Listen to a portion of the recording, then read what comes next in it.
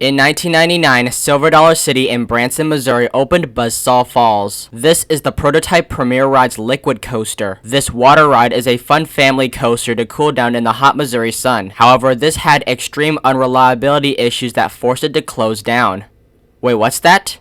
They converted Buzzsaw Falls into an S&S Air-Launch coaster? How on the actual heck did that happen? This is how Buzzsaw Falls turned into Powder Keg.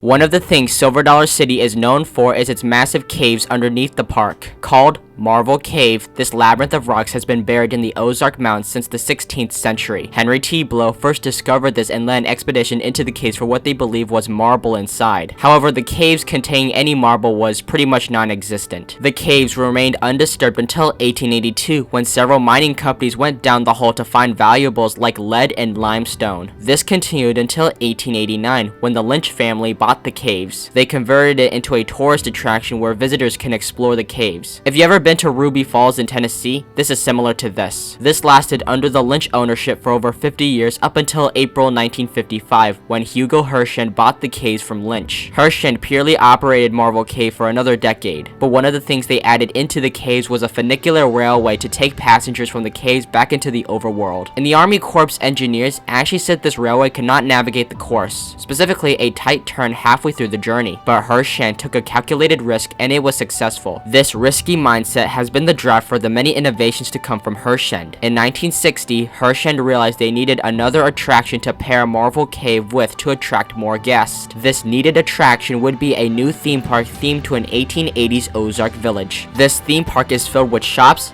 eateries, blacksmiths, and craftsmen, something you'd find in an old rustic village. Initially, it was just that, an old realistic village in the mountains after the Civil War. However, soon rides would become the norm. Early attractions included Grandfather's Mansion, a crooked house style walkthrough attraction, and the Flooded Mine, a shooting dark ride that uses a water-based system. One of the earliest rides Silver Dollar City added was the Frisco Silver Dollar Line Steam Train, a train ride that's meant as a scenic view of the park plus different show scenes. In 1972, they opened the in-house dark ride coaster called Fire in the Hole! No, not that Fire in the Hole, what the hell? This is instead a classic dark ride that uses roller coaster tracks made by the park themselves. The theme is that you're going into an 1880s town to take out a large fire. Now, the original Fire in the Hole closed in 2023 to be updated with a new version. This shows the park cares for its classic attractions. Plus, this dark ride and the park are immaculate and well immersed in the environment. Better than some other holes someone fired in.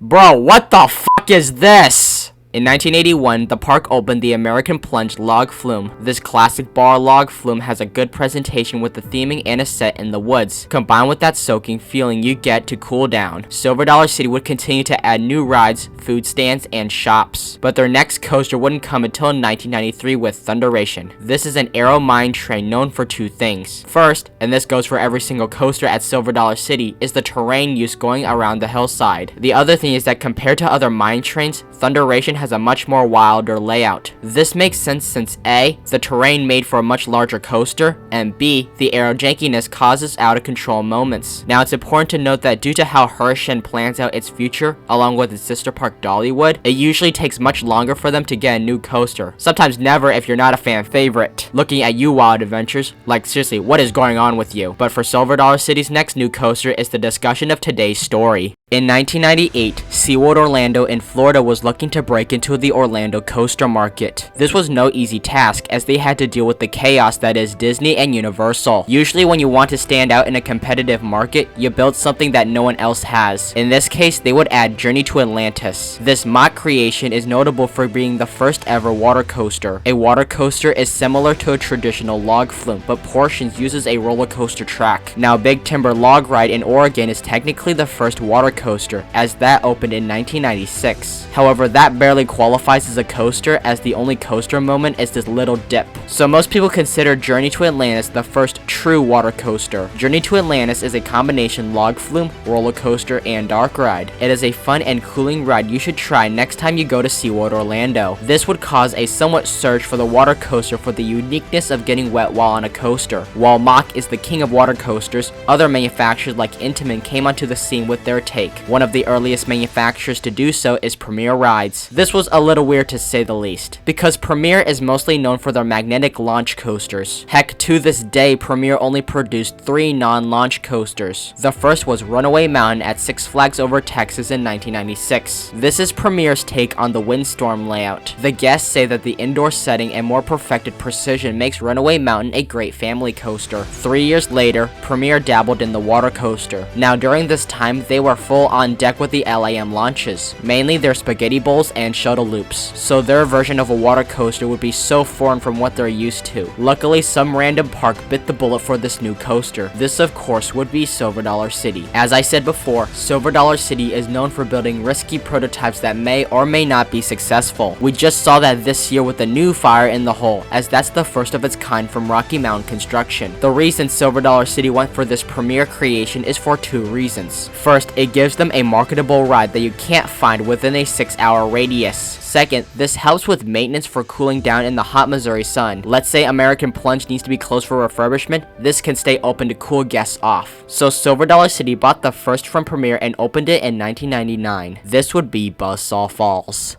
Buzzsaw Falls was the first Premier Rides liquid coaster. To fit with the overarching theme, Buzzsaw Falls is themed to a rustic sawmill. The ride experience would be as followed. Passengers board what appears to be such boxy boat trains. These boat trains that seat 10 people are designed to get riders wet. The ride begins with a free-flowing flume section. This is standard on most log flumes like American Plunge. This is also plussed with sawmill theming scattered throughout the course. Then you climb this conveyor belt lift.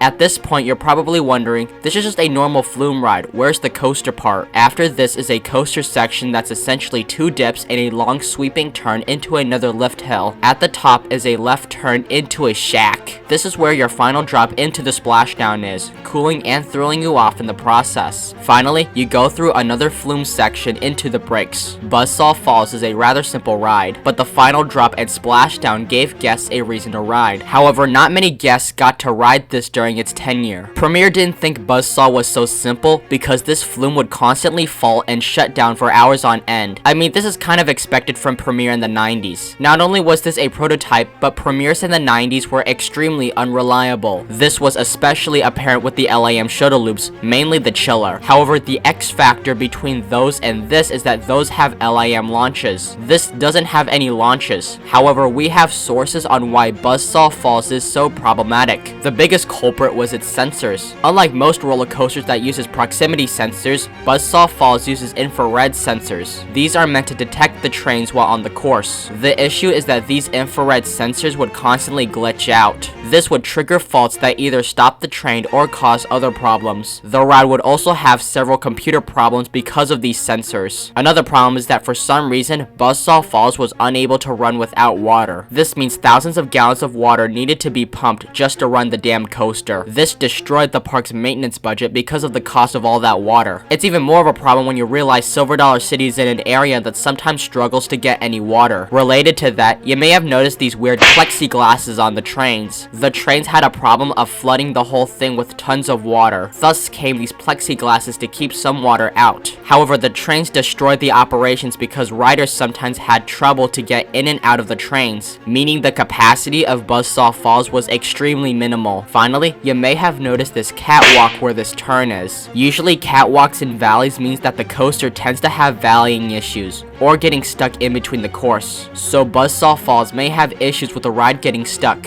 How many problems is that? 4? The point I'm trying to make is that Buzzsaw Falls was not a well thought out attraction. It's for these reasons only one other Premier Rides liquid coaster was ever sold, Von Capitos at Finland's Linnamäki. While this coaster lasted much longer than Buzzsaw, Von Capitos ran into the same problems. This coaster ultimately was removed to make room for Taiga. Buzzsaw Falls in total only lasted 4 years before deciding to give it the boot. The extreme unreliability and high maintenance costs took a toll on Silver Dollar City's bottom line, so they closed it in 2003. However, instead of tearing it down and building something new like most parks, they decided to pull a Phantom's Revenge. In case you don't know, Phantom's Revenge is a Morgan Hyper coaster that was a conversion of an old Aero Looper. With Buzzsaw, they kept the station, queue house, and oddly, the wide turn and chain lift. They reused portions of Buzzsaw for a new launch coaster. Lucky for them, Premier knows how to make decent launch coasters. Wait, what's that? They didn't go with Premier? Who'd they go with? S&S?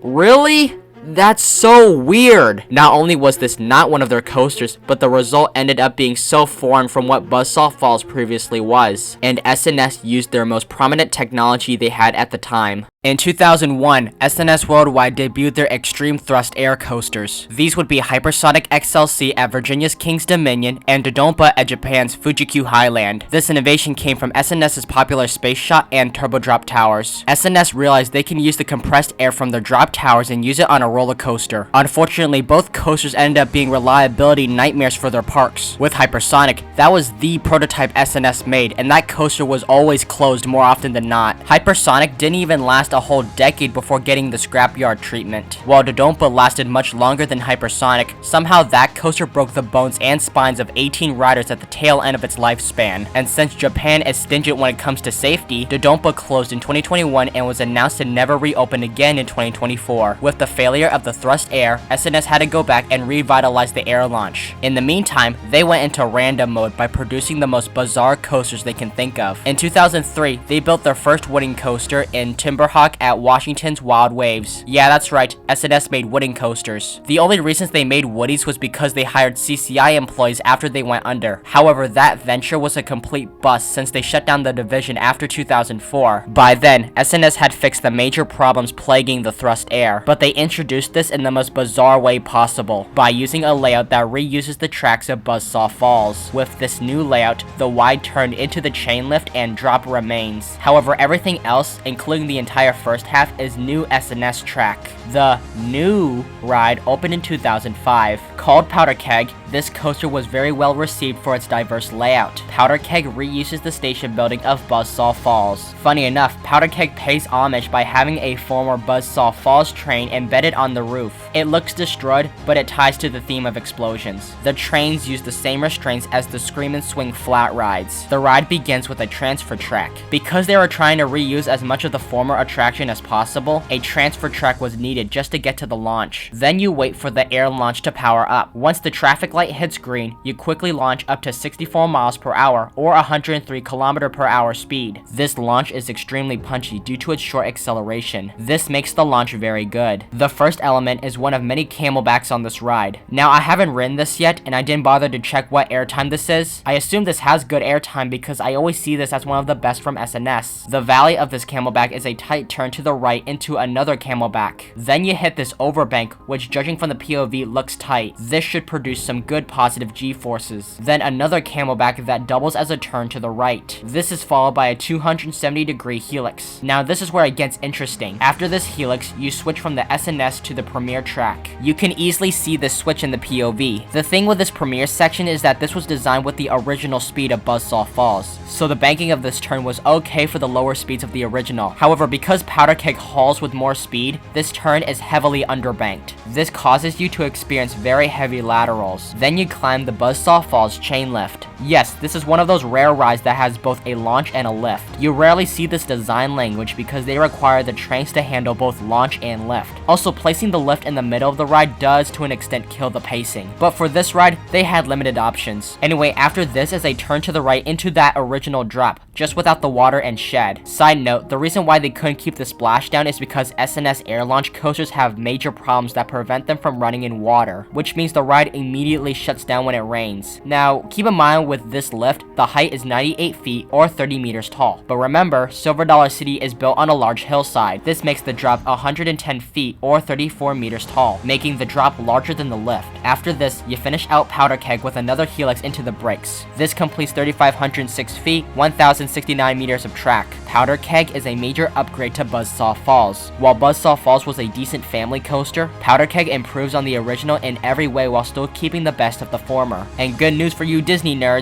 Powder Keg still has the great theming that Silver Dollar City is known for. Since the reopening, Silver Dollar City have since added more prototypes to the park. Most notable, Time Traveler, the first extreme spinning coaster. Hopefully Hopefully Powder Keg can stay in touch for the long run. As for S&S, why their Air-Launch coaster wasn't as successful as their drop towers is probably because they're still unreliable headaches. S&S made a total of 9 Air-Launch coasters. I already told you of the nightmare of the 2 thrust air coasters, but as for those made after Powder Keg, 5 went to China, 1 went to Germany, and 1 went to America. While the 5 in China seems to be the best of the Air-Launch coasters, those went to rather shitty parks that run about as well as a mid-tier Six Flags park. Not only did half of them sit abandoned for a couple of years, but Bullet Coaster in Shenzhen had 2 trains collide last October. Not to mention this one that's been sitting in pieces since 2018. Max Force is a short but punchy launch coaster. However, there would be days when Max Force can get a little finicky, but not too bad. Definitely has better reliability than Steel Curtain. And don't even get me started on Ring Racer. Oh my gosh, that's a whole other episode for another day. But still, S&S did find success with their free spin coasters and other bizarre prototypes. But man, Ring Racer,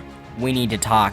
Thank you all so much for watching this video. This video is part of my series where we dive in roller coasters and other amusement rides history and dynamics. As a favor, if you could, please do these assignments as that would help, especially since that convinces the YouTube algorithm to push this content to more viewers. Oh, and as a final request, can someone comment how reliable Max Force is? It's for a future video. This is the Coaster Flood, riding out.